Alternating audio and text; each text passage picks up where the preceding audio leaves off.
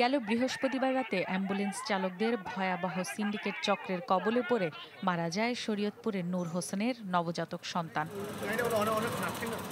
সেদিন শিশুটির শ্বাসকষ্ট দেখা দিলে নবজাতক সন্তানকে নিয়ে ঢাকার উদ্দেশ্যে রওনা দেন তিনি। চুক্তি হয় একটি অ্যাম্বুলেন্সের সঙ্গে ৫,০০০ টাকায়, কিন্তু বাইরের অ্যাম্বুলেন্সে রোগী নেয়ায় বাধা দেয় স্থানীয় চালকদের সিন্ডিকেট। ওই জায়গায় দুইজন লোক যাইয়া গাড়ি আটকায় দিছে, 40 মিনিটের মতো ওই জায়গায় হারা উড়াউড়ি করছি।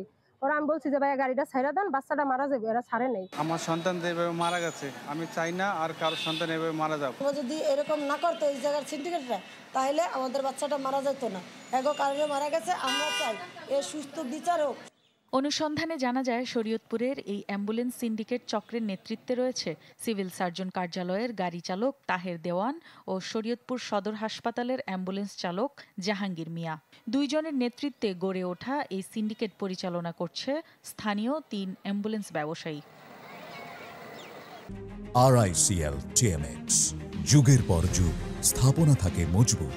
অভিযোগ আছে সিন্ডিকেট চক্রের বেঁধে দেয়া ভাড়া পরিশোধ করে অ্যাম্বুলেন্স ব্যবহার করতে হয় রোগীদের।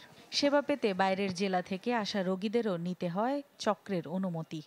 আমার একটা আত্মীয় অসুস্থ হয়, তাহলে 7,000 টাকা গুণে দিতে হবে। আমি জনালো একটা গাড়ি, ঢাকার গাড়ি লাগাইতে পারবো না।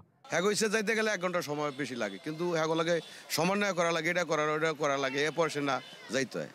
নবজাতকের মৃত্যুর ঘটনা তদন্তে 3 সদস্যের কমিটি গঠন করেছে সিভিল সার্জন। সিন্ডিকেট চক্রের বিরুদ্ধে অভিযানে নেমেছে জেলা পুলিশ।